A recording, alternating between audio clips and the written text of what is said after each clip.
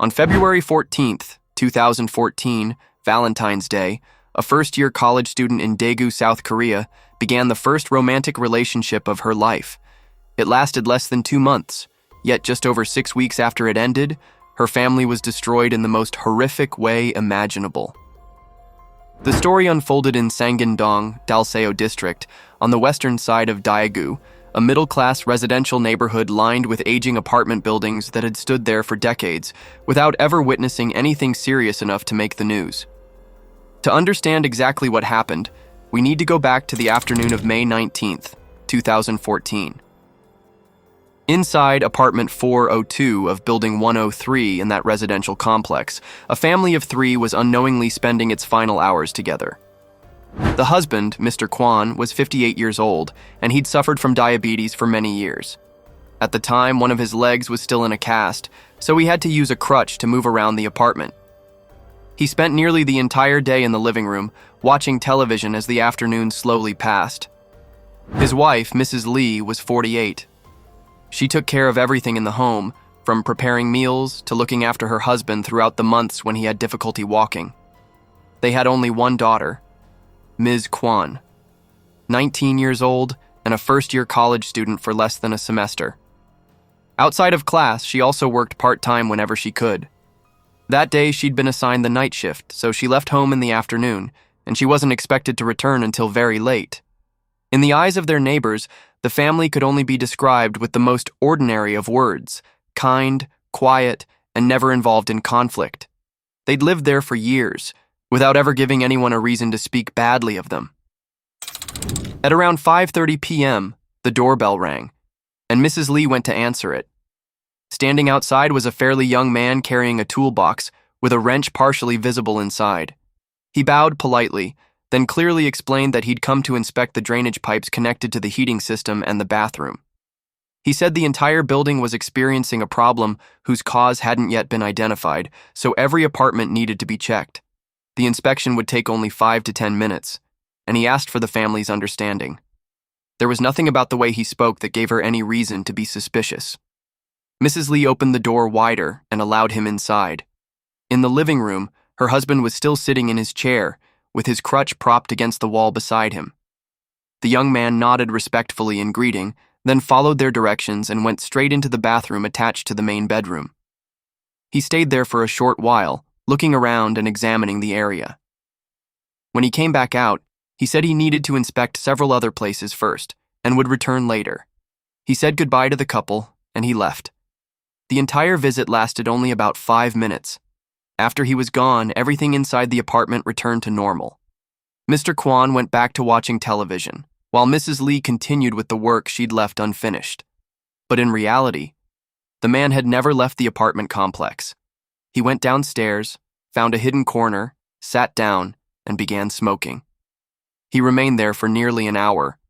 During that time, he took a small notebook from his pocket, opened it, and lowered his head to read. Every now and then, he added a few more lines. At 6:20 p.m., the doorbell of apartment 402 rang for the second time. It was the same man.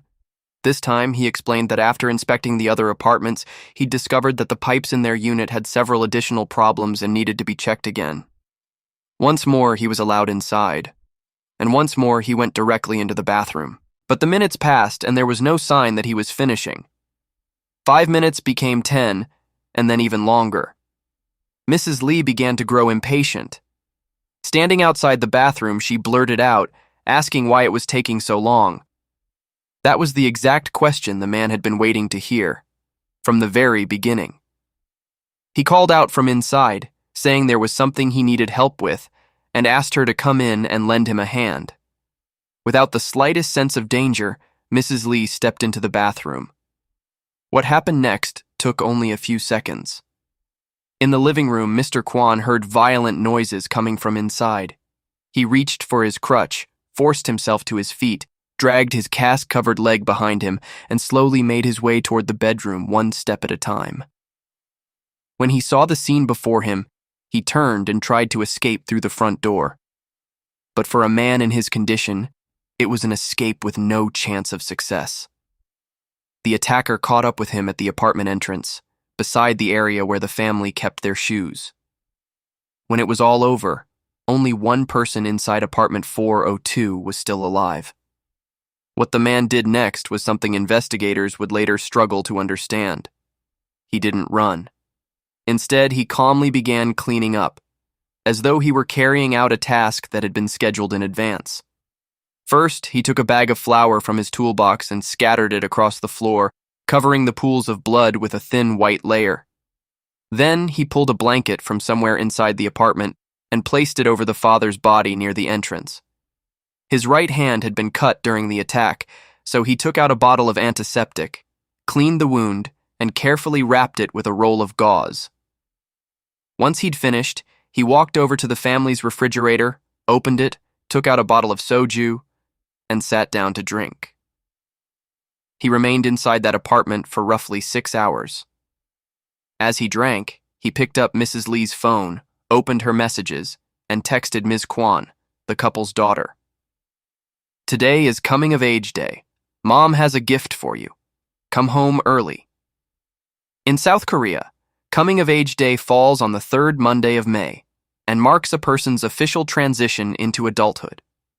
Ms. Kwon had turned 19 that year, making it the first time in her life she was old enough to receive such a gift. Ms. Kwon was working her part-time job at the time. She replied that she was on the night shift and didn't know what time she'd finish. But the person on the other end kept urging her to come home, without telling her what the gift was. She asked no further questions, because to her, it was simply a message from her mother. At 12:30 a.m. on May 20th, she finished her shift, returned home exhausted, and opened the door. For the next 8 hours, she was held captive inside her own home. I will not describe in detail what she endured during those 8 hours, because she is still alive, and those are things that should not be forced into the light again. I'll only tell you what is necessary to understand this case. The man lied to her, telling her that her father had merely been knocked unconscious, and that her mother was tied up in another room. For hours, he forced her to apologize to him, while repeating over and over that she was the reason he'd lost everything. He also threatened to harm her friends. And when she tried to call the police, he removed the battery from her phone. At around 6 a.m., she begged to see her parents. He took her into that same bathroom and showed her the body of her mother. She completely broke down, but she still believed her father was alive. She dropped to her knees and begged him to call an ambulance and save her father, promising that she would do anything. Taking advantage of her desperation, he committed an act that the court would later rule was rape. Only after it was over did he lead her to the entrance, pull back the blanket, and show her the body of her father. Later, when he was asked why he'd killed both of her parents but spared her life, he answered that he wanted to see her suffer. At 9 a.m. on May 20th, after 8 hours of captivity inside her own home, Ms. Kwon ran onto the balcony and jumped from the 4th floor. In the courtyard below, a thunderous impact suddenly shattered the morning silence. The security guard stationed near the entrance immediately ran outside and saw a young woman curled up in a flower bed in front of the building, lying among the ornamental shrubs.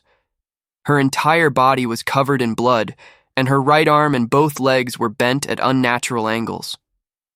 What terrified him most was that she was still conscious. She struggled to open her eyes and tried to say something, but no sound came out. He immediately called an ambulance and alerted the police. The ambulance arrived quickly.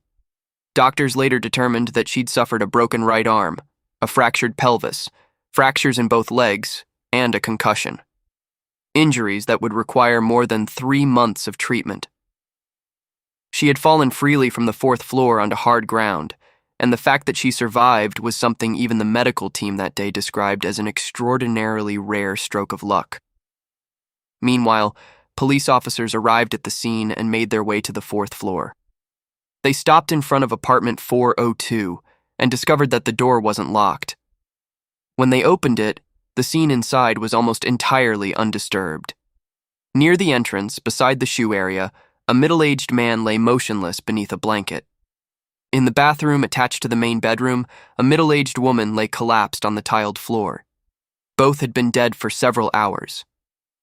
But there was one thing inside the apartment that made even the most experienced investigators pause for several seconds. A layer of white powder scattered across the floor. It wasn't dust, it was flour, sprinkled over the pools of blood. When officers examined the kitchen, they found the family's container of flour still in its usual place, completely unopened. That meant the white powder hadn't come from inside the apartment. Someone had brought it in from outside and had brought it there before any of this began. It was the first detail proving that this had not been a spontaneous outburst of violence. There were no signs of forced entry, and every valuable item remained untouched. So who was the young man who had claimed to be a plumber? Why had he chosen this particular apartment, and what connection did he have to Ms. Kwon? The answers to those questions would become the key to solving the case. At the hospital, the surgery was completed, and Ms. Kwon survived. The moment she regained consciousness, even though her entire body was wrapped in casts and bandages, and even though she could speak only one word at a time, she forced herself to talk to the investigators waiting outside. The first thing she gave them was a name. Then she told them where he lived, the street, the address, and even how to get there. That was why this case was solved within only a few hours. At around 1 p.m. that same day, a police team arrived outside a student rental room near the campus of a university on the outskirts of Daegu. They knocked repeatedly, but no one answered, so the officers were forced to break down the door. At first, they thought the room was empty, but on a mattress laid out on the floor, a young man was asleep. Beside him was a bottle of alcohol, already more than half empty. He was sleeping so deeply that the officers had to shake him hard several times before he woke up. And when he opened his eyes and saw the room filled with police officers surrounding him, he showed no sign of panic. Wrapped around his right hand was a thick layer of gauze, already stained with blood and beginning to discolor. The man was 24 years old at the time. His name was Jang Jae-jin, and the young woman lying in the hospital was his former girlfriend, the woman who'd broken up with him just over a month earlier. Jang Jae-jin was born on March 4, 1990, in the city of Gumi, North Gyeongsang Province. He was the eldest of 2 children, with a younger sister. When he was 3 years old, the entire family moved to the city of Sangju, where he grew up while his parents ran a small Chinese restaurant in town, spending nearly all their time cooking and serving customers. The family wasn't wealthy, but they never had to worry about money. Academically, Jang performed very poorly and showed almost no interest in studying. But he possessed an ability that many people his age did not. He knew how to communicate. He knew how to start conversations, how to put others at ease, and how to organize and coordinate groups of people. Wherever he went, it took only a short time for his name to become widely known. That ability helped him gain admission to the construction engineering department at Daegu University through an admissions process that evaluated leadership potential rather than relying solely on academic scores. For a student with grades like his, it was almost the only door available, and he managed to walk through it. In 2010, while he was still a university student, Jang decided to enlist in the military and applied to join the Republic of Korea Marine Corps, a branch known for being one of the toughest in the South Korean armed forces, where simply being accepted was considered a source of pride. For someone as deeply concerned with his own image as Jang, the choice was entirely understandable. But military life didn't discipline whatever lay buried inside him. Instead, it gave him something he'd never possessed before: power over other people. During his service, Jang repeatedly abused and beat junior soldiers under his command. His behavior became so serious that he was brought before a military court and sentenced to 1 year in prison, suspended for 2 years. You need to understand that in South Korea, senior soldiers bullying new recruits isn't uncommon. But for a case like this to reach a military court and result in a prison sentence, the abuse had to go far beyond what was normally seen. The problem was that once Jang left the military, that conviction simply remained buried in his record. Even the people who would later trust him with important positions had never heard about it. Jang Jae-jin was discharged from the military in 2011. But instead of immediately returning to school, he spent the next 2 years working as a factory laborer. It wasn't until 2013 that he returned to Daegu University to continue the degree he'd left unfinished. Just a few months after coming back, in November of that year, he was elected president of the university-wide Federation of Student Clubs. You might assume this was merely an ordinary student title. But at a South Korean university, it was a position of genuine authority and considerable influence. The person holding it oversaw the school's entire club system, controlled the distribution of funding, decided activity schedules, and served as the club's representative before the university administration. For someone who had once been a struggling student in Sangju, it was a level of status he'd never reached before. To everyone around him, Jang now appeared to be an exemplary and highly respected university student. Professors trusted him, younger students admired him, and his friends were willing to follow his lead. Not one of them knew about the sentence once handed down against him by a military court. Then January 2014 arrived, bringing a new class of first-year students. Among the younger students who signed up to join one of the clubs under his supervision was a 19-year-old woman whose last name was Kwon. On February 14, 2014, Valentine's Day, the two officially began dating. Barely more than a month had passed between the day they met and the day their relationship began. For Ms. Kwon, it was her first relationship as a college student. Jang was 5 years older than she was, had completed his military service, and held the highest position in the university's club system. To a first-year student who had only recently left high school, that image was difficult to resist. But before long, she began to realize that something was wrong. Jang was possessive to an almost pathological degree. He demanded that everything, large or small, be done his way, and the slightest disagreement was enough to make him lose control of his emotions. Even when he was clearly in the wrong, he never apologized first. Throughout their relationship, Ms. Kwon often felt that he didn't respect her as a human being, but treated her only as a means of satisfying his own desires. During those 2 brief months, they argued again and again and again, over the same issue. She said no, and he refused to accept being told no. At first, she endured it, because the relationship had only just begun, and because she believed he might eventually change. But the change she hoped for never came. On April 2nd, Ms. Kwon learned from one of her closest friends that Jang had been speaking badly about her behind her back. He'd shared private details of their relationship with others, using degrading and insulting language. One person who heard him found his remarks so unacceptable that they told Ms. Kwon everything. For Ms. Kwon, being humiliated by her own boyfriend in front of her own friends was a devastating blow to her dignity. She confronted him with a single question. "Why did you speak badly about me to my friends?" It was an entirely reasonable question, but the answer she received was a rapid series of slaps across the face. It was the first time Jang had physically attacked her, and it also marked the end of their relationship. That same day, Ms. Kwon firmly told him that she wanted to break up, but Jang refused to accept it. Because they attended the same university, he began lingering around the paths she regularly used, near her lecture halls and study rooms. He called her repeatedly and tried several times to block her way. Ms. Kwon remained completely resolute. She refused to answer his calls, refused to meet him, and avoided all contact. Exactly 5 days after the breakup, on April 7th, he followed her again. At around 1 p.m. that day, Ms. Kwon left a laboratory to use the restroom inside one of the academic buildings, an area that was usually deserted at that hour. Jang was already waiting there, ready to take advantage of the fact that no one else was around. He dragged her outside and tried to force her toward his rented room near the university. But Ms. Kwon fought back fiercely and refused to go with him.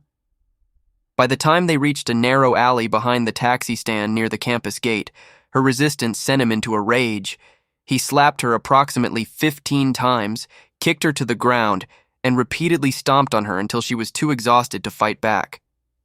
He then dragged her to his room and continued beating her inside. The only thing that saved Ms. Kwon that day was a precaution she'd taken in advance. The moment she decided to end the relationship, she told her closest friends in the club everything she'd endured and warned them, "If anything seems wrong, come and find me immediately."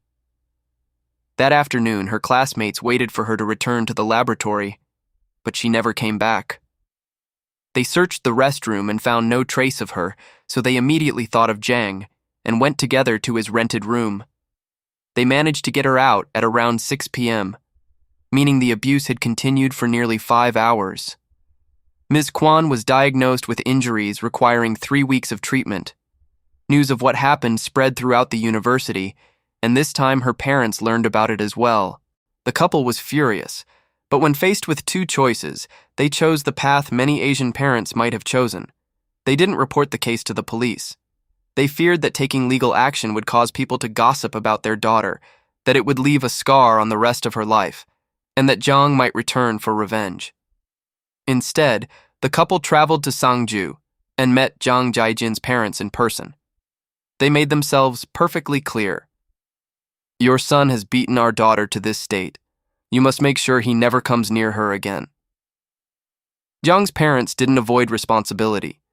They sincerely apologized, voluntarily paid all of her medical expenses and compensation for her emotional suffering, severely reprimanded their son, and ordered him to take a leave of absence from school, find a job, and stay away from the university. The incident also reached the university administration, and Jang lost his position as president of the Federation of Student Clubs. Within only a few days, the student who had once represented an entire system of campus organizations had become the subject of gossip across the university. But he showed no trace of reflection or remorse. For nearly a month afterward, Yang shut himself inside his rented room, stopped attending classes, and refused to see anyone. In that confined space, he arrived at a conclusion of his own. Everything he'd lost was the fault of Ms. Kwon and her parents. If they hadn't gone all the way to his family's home, none of this would have happened. His resentment grew stronger with each passing day. Then, on May 10th, he went to Ms. Kwon's home once again, but she continued to avoid him and refused to come out or see him. This latest act of harassment again came to the attention of both families. Ms. Kwon's parents called to protest, while Jang's parents, having reached the end of their patience, gave their son an ultimatum.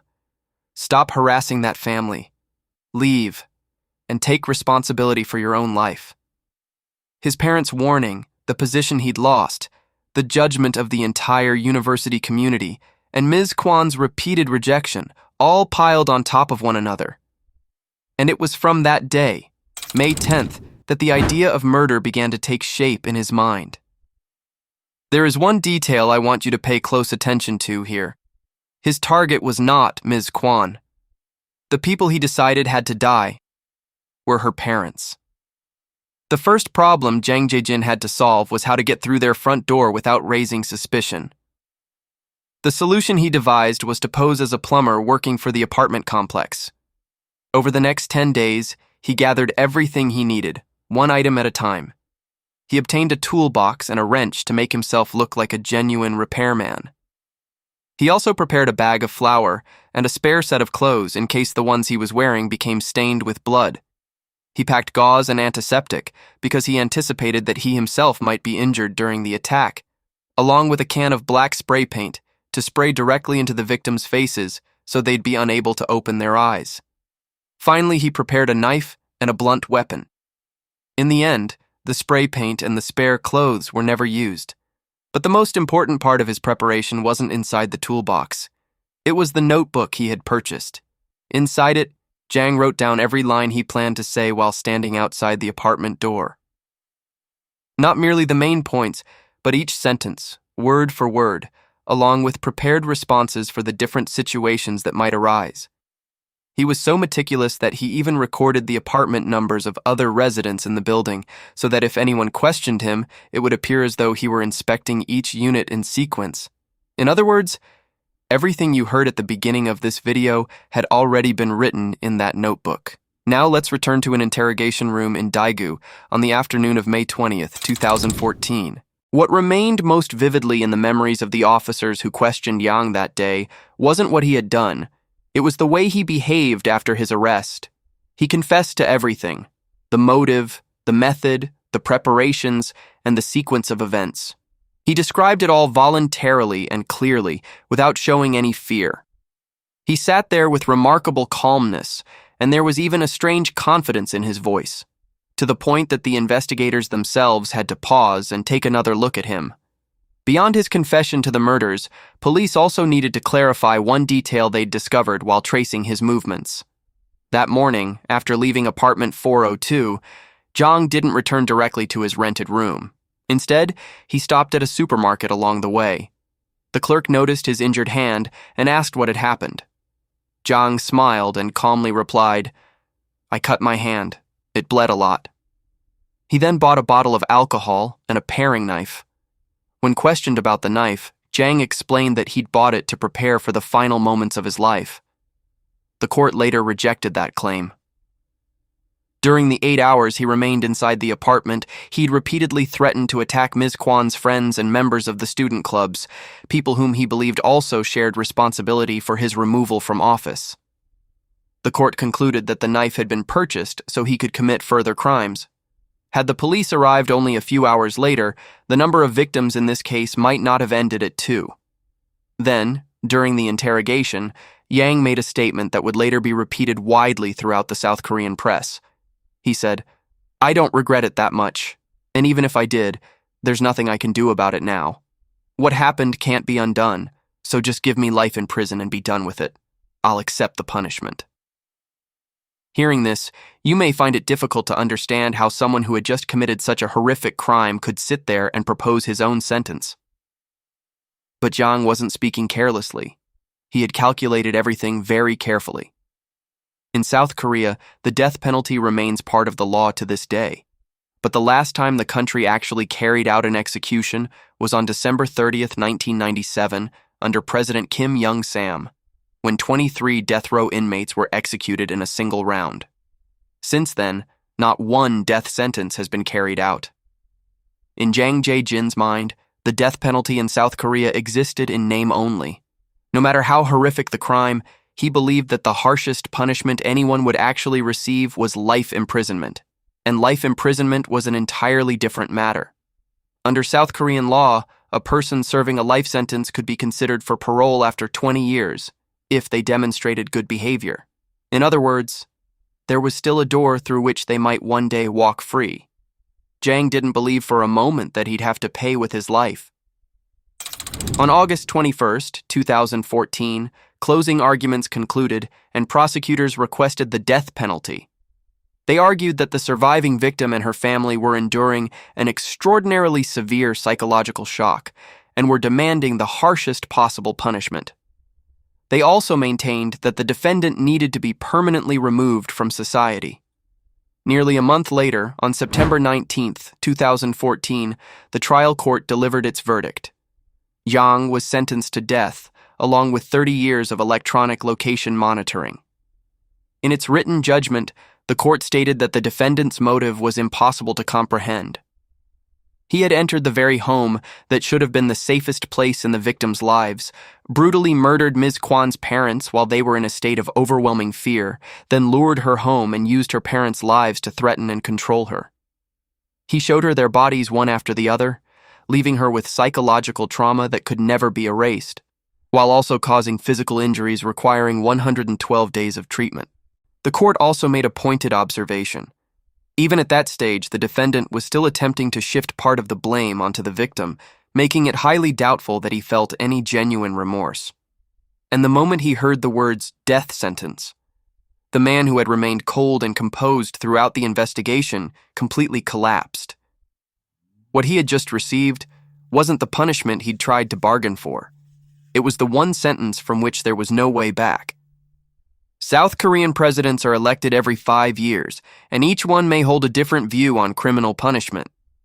A moderate president might continue leaving those sentences uncarried out, while a hardline leader could restart executions at any time.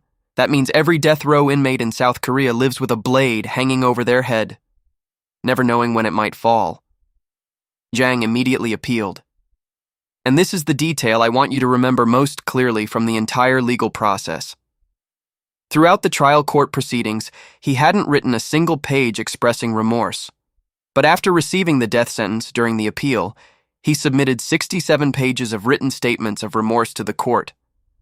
Judging by the dates on those statements, he wrote them almost continuously, sometimes writing one day, skipping the next, then writing again, producing several pages at a time. At the same time, he reversed everything he'd previously confessed. Before the death sentence, he had clearly admitted that he went there for revenge. Afterward, however, he changed his story.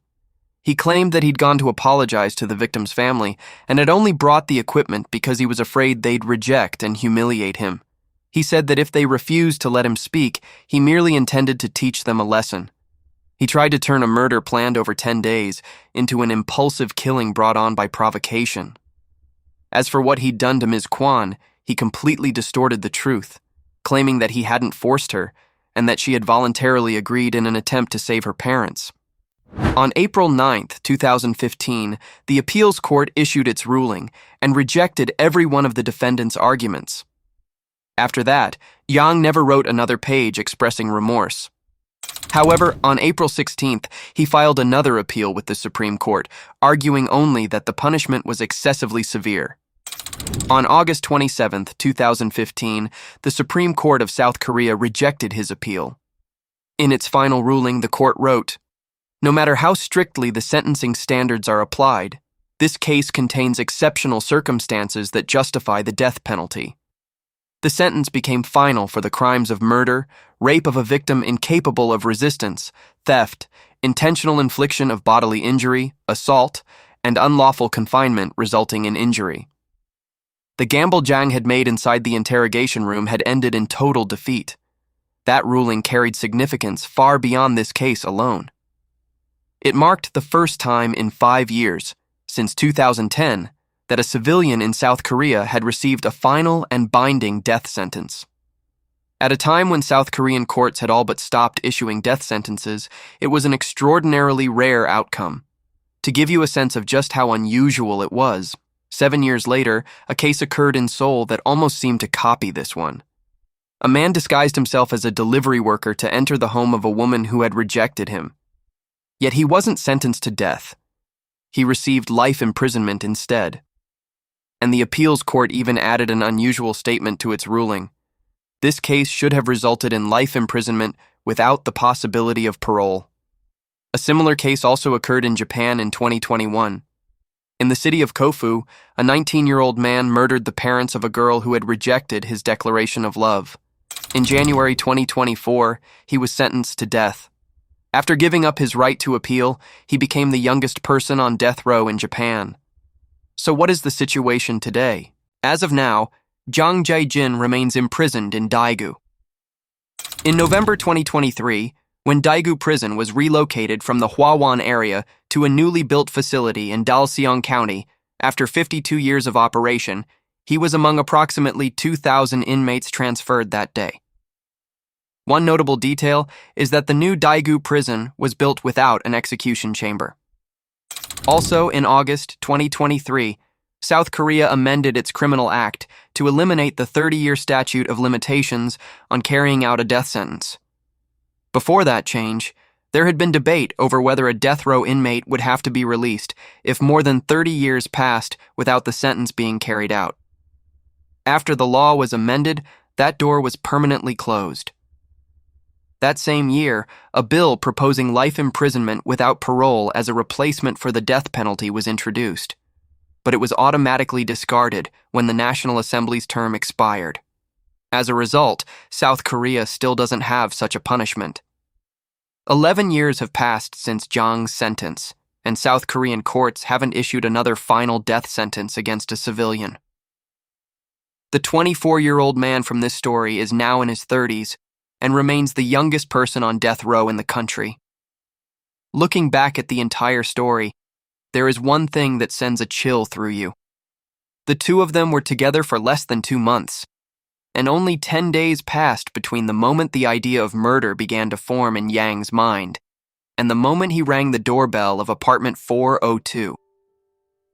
In those 10 days, a 24-year-old university student completed an entire plan involving a disguise, the preparation of weapons, a scripted set of lines, and reconnaissance of the scene. All of it was driven by the loss of a student club presidency and a wounded ego that couldn't accept rejection. But the moment that should truly make us stop and think was the first slap on April 2nd. Ms. Kwon had, in fact, done almost everything right. She ended the relationship immediately after the first act of violence and told her friends everything, asking them to watch out for her. That was what allowed them to save her during the second attack. Only one link in the chain was left missing. Her family didn't report the case to the police. What Yang did on April 7th, causing injuries requiring 3 weeks of treatment and holding her against her will, was more than sufficient for criminal prosecution.